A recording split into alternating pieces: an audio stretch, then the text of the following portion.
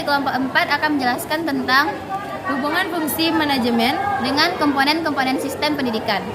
Saya Filkia Dela Putri dengan NIM 2230103035. Saya Nabila Irmayolanda dengan NIM 2230103052. Selamat menyaksikan. Baiklah, sebelum kita masuk ke hubungan fungsionalnya, pertama-tama kita menelaah dulu apa itu manajemen dan fungsinya. Manajemen merupakan bidang pengetahuan yang berusaha secara sistematis untuk memahami mengapa dan bagaimana manusia bekerja sama untuk menghasilkan sesuatu yang bermanfaat bagi manusia lainnya. Selanjutnya tentang fungsi manajemen. Pertama, planning atau perencanaan. Perencanaan kata dasarnya adalah rencana. Di dalam perencanaan ini yang kita bahas adalah bagaimana dan kedepannya hal-hal apa saja yang harus dipersiapkan dalam memanage sebuah pendidikan. Yang kedua yaitu pengorganisasian. Pengorganisasian dapat disebut sebagai keseluruhan proses pemilihan orang dan sarana prasarana yang akan menunjang berlangsungnya satu tujuan. Selanjutnya, yang ketiga yaitu staffing atau penyusunan pegawai, yaitu pengisian jabatan akan memengaruhi kepemimpinan tersebut, dan disinilah terdapat pengendaliannya. Baiklah, selanjutnya itunya komponen-komponen sistem pendidikan.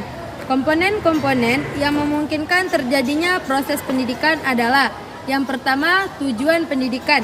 Tujuan pendidikan merupakan suatu hal yang ingin tercapai oleh lembaga pendidikan. Tujuan pendidikan dapat dilihat dalam kurikulum pendidikan yang terjabar mulai dari A. Sebuah tujuan nasional, yang B. Tujuan institusional, C. Tujuan kurikuler, D. Tujuan instruksional. Dengan penjabaran tersebut dapat terlihat bahwa tujuan pendidikan atau guru dalam pembelajaran di kelas hal baik dengan tujuan pendidikan nasional yang sumber pada Pancasila dan Undang-Undang Dasar 1945. Yang kedua, peserta didik. Peserta didik, kalau dulu orang berpikir peserta didik terdiri dari anak-anak pada usia sekolah saja, maka sekarang peserta didik dimungkinkan termasuk juga di dalamnya orang dewasa. Yang ketiga, pendidik. Salah satu komponen penting dalam pendidikan adalah pendidik. Secara cendekia, pendidik adalah tenaga kependidikan, yakni anggota masyarakat yang mengabdikan diri dan diangkat oleh lembaga tertentu yang berkualitas seperti guru, dosen, fasilitator, instruktur, dan sebagainya. Yang keempat, alat dan fasilitas pendidikan.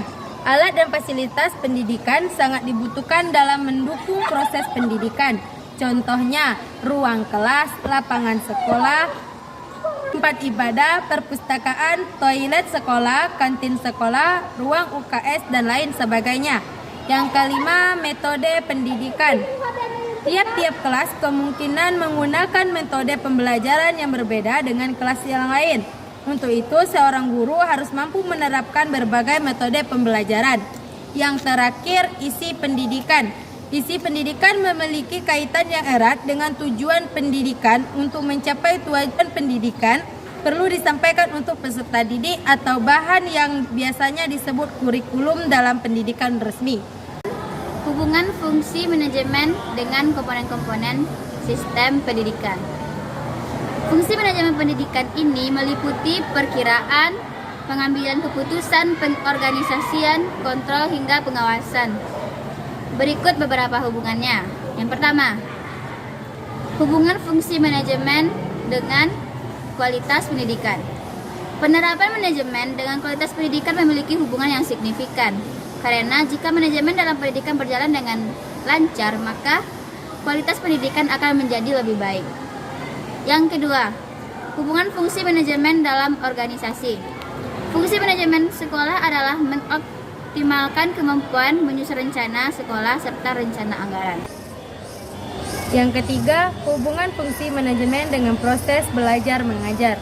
Kelancaran proses belajar mengajar tidaklah cukup jika tidak diiringi dengan proses manajemen yang baik. Yang keempat, atau yang terakhir, hubungan fungsi manajemen dalam mengelola pendidik, tenaga kependidikan, dan peserta.